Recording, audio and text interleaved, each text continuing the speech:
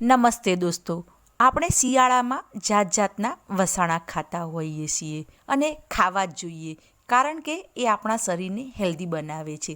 આજે હું એવી જ એક રેસીપી લઈને આવી છું. હું ગુંદરની પેન બનાવવાની રીત તમને એકદમ પરફેક્ટ માપ સાથે શીખવીશ.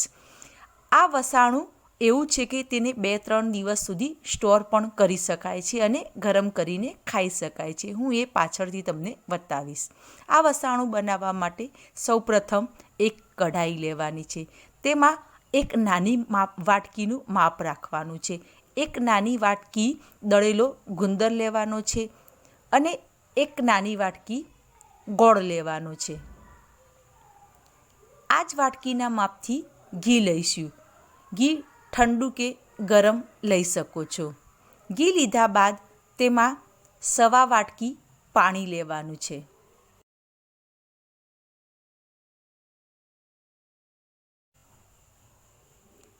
પાણી નાખ્યા પછી આ મિશ્રણને હલાવવાનું છે. તેને આ રીતે સતત હલાવતા રહેવાનું છે. જો તમે આને નહીં હલાવો તો તે નીચે ચોંટી શકે છે. આમ હલાવતા હલાવતા એનો કલર થોડો ચેન્જ થશે. આ રીતનું મિશ્રણ થાય પછી તમે જોશો તો એનો કલર પણ બદલાઈ ગયો હશે. હવે આ રીતે કલર બદલાય એટલે તમારે એમાં કાજુ બદામની કતરણ કે કાજુ બદામનો ભૂકો નાખવાનો છે. મેં 2 ચમચી નાખ્યો છે. એમાં 1 ચમચી ખસખસ નાખીશું. ત્યારબાદ તેમાં 2 ચમચી કોપરાની છીણ નાખવાની અને 1 ચમચી સૂંઠ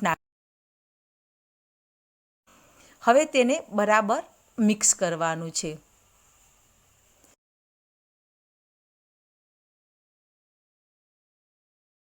જુઓ, આનો કલર પણ એકદમ પરફેક્ટ આવી ગયો છે.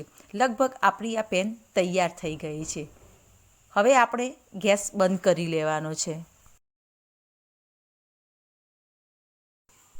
હવે આપણી આ પેન તૈયાર છે. તે ખાઈ શકો છો.